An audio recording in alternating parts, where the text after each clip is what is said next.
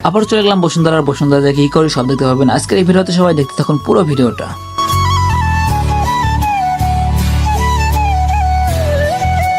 আসসালামু আলাইকুম গাইস, সবাই কেমন আছেন? আশা করি ভালো আছেন। তো সবাইকে আমার ডেইলি মিনি ব্লগে স্বাগতম।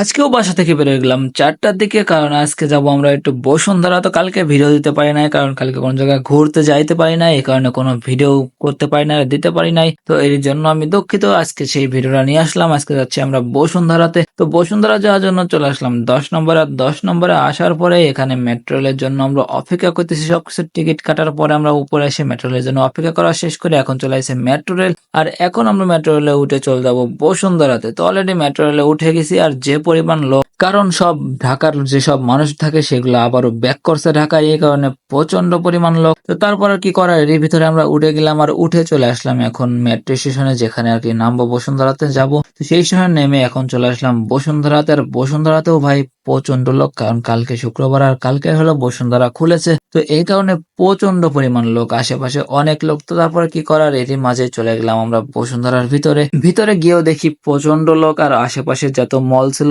সবই খুলে গেছে, কারণ কালকে শুক্রবার, কালকে হলো খুলছে। এর আগে একবার এখানে আসছিলাম বসুন্ধরাতে, তো এই কারণে বসুন্ধরা ওই দিন বন্ধ ছিল, শুধু সিনেমা হল বাদে। তো তারপর আমরা ওই দিন ঘুরে ঘিরে আবার চলে গেছিলাম বাসার দিকে। তো আবারও আজকে আসলাম। আর আজকে আসার কারণ হলো সে আমার সেই আইফোনটা ঠিক করতে হবে। তো এই কারণে চলে আসলাম বসুন্ধরাতে। দেখেন আমার সেই আইফোনটা, তো আমি এটা ঠিক করার জন্য চলে আসলাম বসুন্ধরা। তো নিচে চলে গেলাম গ্রাউন্ড ফ্লোরে। তো ওখানে গিয়ে এসে আমরা খুঁজতেছিলাম কোন দোকান থেকে আমরা সার্ভিসিং করবো। তো এই কারণে আমরা খুঁজতে খুঁজতে অনেক খোঁজার পরে একটা দোকান পেয়েছি। তারপর চলে গেলাম সেই দোকানে গিয়ে, তো এটা সেই দোকান। আর এখানে গিয়ে তো আমি কথাবার্তা বলে ফোনটা সার্ভিসিং করতে দিয়ে দিয়েছি। আর দেখেন যে ফোনটা আমার সার্ভিসিং চলতেছে। তারপর দেখেন এই ডিসপ্লে লাগাচ্ছে, ব্যাকপার্ট লাগানোর পরে ডিসপ্লে লাগানো শেষ। আর এখন দেখেন আমার সেই ফোনটা অলরেডি ঠিক হয়ে গেছে। ফোনটা ঠিক করার পরে আমি ফোনটা ওখান থেকে চালাই আনতে পারি নাই, ঠিকঠাক মতন দেখে আনতে পারি নাই। কারণ হলো আমার পকেটে ফোন ছিল, পকেট থেকে হয়তো ঘন ঘন লক পড়ে গেছে ঠাসা লেগে, এই কারণে এখন লক হয়ে গেছে। 1 ঘন্টা পর লক খুলবে, আর 1 ঘন্টা তো ওখানে দাঁড়ায় থাকা সম্ভব না। তারপরে ও ওইভাবেই দিয়ে দিল ফোনটা।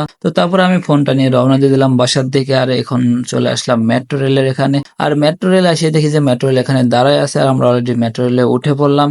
আর প্রচন্ড পরিমাণ লোক ভাই, এত লোক আমি যাওয়ার সময় দেখি নাই। তো তারপর চলে আসলাম 10 নম্বর। আর 10 নম্বরে এসে এখন এখান থেকে রিক্সা নিয়ে চলে যাচ্ছি বাসায়। আর বাসায় আসার পরে দেখি ফোনটা আর কোনো কাজ করে না, খালি এরকম অফ হয় আর অন হয়। আর একবার যদি পাওয়ার বাটন অফ করি তারপরে আর কখনো অন হয় না, 2-1 মিনিটের ভিতরে আর অন হচ্ছে না। তো তারপর আর ডিসপ্লেও কাজ করতেছে না। তারপরে আর কি করার, এইভাবে রেখে দিলাম। এখন আবার কালকে যাওয়া লাগবে আর বসুন্ধরাতে। আজকের ভিডিওটা কেমন লাগলো অবশ্যই কমেন্ট করে জানাবেন। আর সবাই পাশে থাকবেন, ফলো করবেন, অবশ্যই সাবস্ক্রাইব করবেন। তো সবাই ভালো থাকবেন, সুস্থ থাকবেন, আল্লাহ হাফেজ।